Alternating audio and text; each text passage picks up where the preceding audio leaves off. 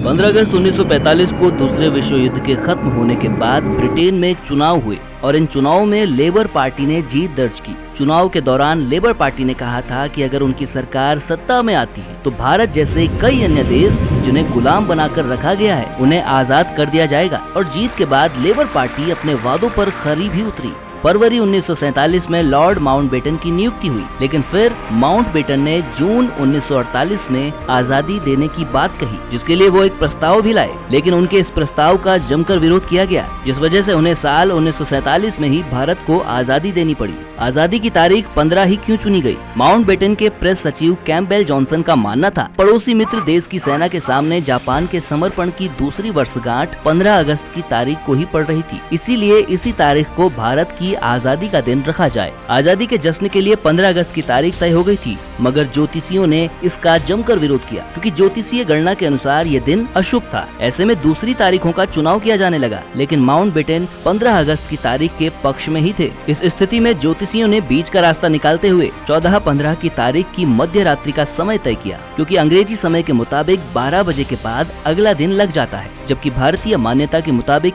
सूर्योदय के बाद अगला दिन माना जाता है। ऐसे में आजादी के जश्न के लिए एक सही मुहूर्त का चुनाव किया गया, जो कि 11:51 से शुरू होकर 12:39 तक रहने वाला था। 15 अगस्त 1947 को ब्रिटिश हुकूमत से भारत को लगभग 200 सालों की गुलामी से आजादी मिली। आजादी के दिन से जुड़े आज भी कई सारे ऐसे किस्से हैं जिनसे कम ही लोग वाकिफ होंगे। इस वीडियो में जानेंगे भारत की स्वतंत्रता से जुड़े कुछ अनसुने पहलू।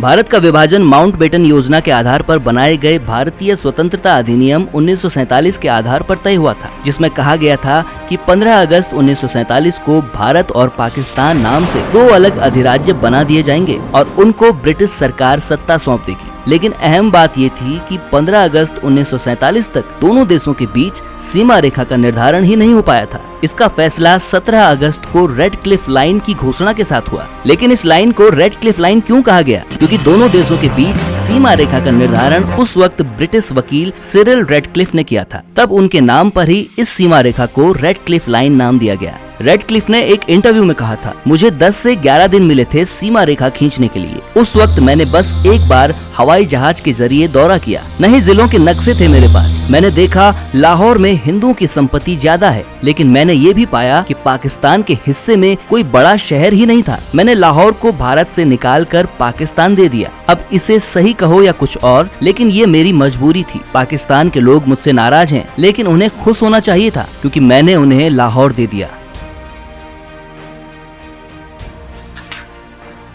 बंगाल और पंजाब दो ऐसे राज्य थे जहां हिंदू और मुस्लिम दोनों की ही आबादी लगभग बराबर ही थी। रेडक्लिफ के लिए ये काफी मुश्किल था, क्योंकि उन्हें पुराने नक्शों और जनगणना के अधूरे आंकड़ों से ही काम चलाना था। विभाजन के दौरान लगभग 12 करोड़ लोगों को विभाजन की रेखा के आर या पार जाना पड़ा था। विभाजन में कौन से शहर, गाँव, हिस्से किसके पास रहेंगे, इसका काम पूरा हो जाने के बाद रेडक्लिफ ने अपने नोट्स जला दिए थे। ब्रिटेन वापस लौटने के बाद उन्हें ऑर्डर ऑफ ब्रिटिश एम्पायर का खिताब मिला। रेडक्लिफ बाद में फिर कभी भारत या पाकिस्तान वापस नहीं लौटे।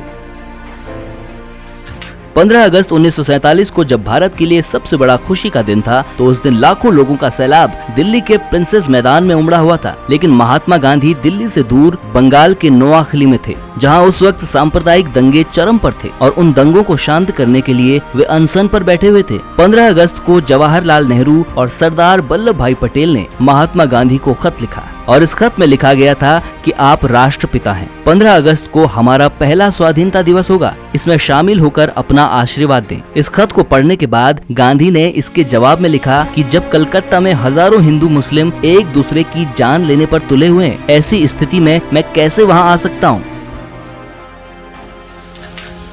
14 अगस्त 1947 रात लगभग 12 बजे जवाहरलाल नेहरू ने अपना भाषण देना शुरू किया। इस भाषण का शीर्षक था ट्रिस्ट विद डेस्टिनी, जिसका हिंदी में मतलब होता है नियति से साक्षात्कार। When an age ends and when the soul of a nation, long suppressed find Nehru का ये भाषण आजाद भारत का पहला भाषण था। ये भाषण वायसराय लॉज से दिया गया था, वही वायसराय लॉज जिसे आज राष्ट्रपति भवन कहा जाता है। उस वक्त नेहरू प्रधानमंत्री नहीं बने थे। उस भाषण को पूरे देश ने सुना, लेकिन महात्मा गांधी उस दिन रात 9 बजे ही सोने चले गए थे। 15 अगस्त 1947 को लाल किले पर झंडा नहीं फहराया गया था। लोकसभा सचिवालय से मिले एक शोध पत्र के मुताबिक 15 अगस्त 1947 की बजाय 16 अगस्त 1947 को लाल किले पर झंडा फहराया गया था।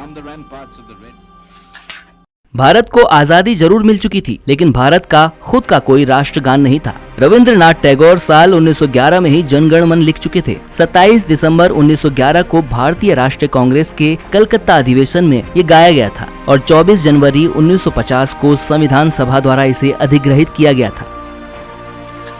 15 अगस्त को सिर्फ भारत का ही नहीं बल्कि बाकी के कुछ देशों का भी स्वतंत्रता दिवस मनाया जाता है। दक्षिण कोरिया जापान से 15 अगस्त 1945 को आजाद हुआ था। ब्रिटेन से बहरीन 15 अगस्त 1971 को आजाद हुआ था और फ्रांस से कांगो 15 अगस्त 1960 को आजाद हुआ था। 1947 के भारत विभाजन के दौरान ही ब्रिटिश भारत में से सिलोन, जो कि अब श्रीलंका है, और बर्मा, जो कि अब म्यांमार है, को भी अलग कर दिया गया था, लेकिन इसे भारत के विभाजन में नहीं शामिल किया जाता है, जबकि अखंड भारत में ये दोनों देश भी शामिल थे।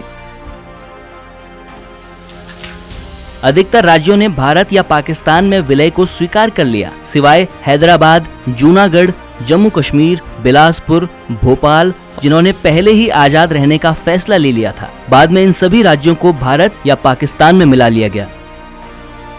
भारत का तिरंगा जिस शख्स ने बनाया था, उनके नाम से आज भी कम ही लोग वाकिफ होंगे। 3 रंगों वाला तिरंगा जो आज हमारा गौरव है, अभिमान है, आंध्र प्रदेश के पिंगली वेंकैया ने बनाया था। तिरंगे को 22 जुलाई 1947 को अपनाया गया था। तिरंगे में पहले अशोक चक्र की जगह चरखा था, लेकिन ये भारतीय राष्ट्रीय कांग्रेस के झंडे में था। बाद में इस झंडे से चरखा हटाकर अशोक चक्र को जगह दे दी गई और इसे स्वतंत्र भारत के झंडे के रूप में अपनाया गया।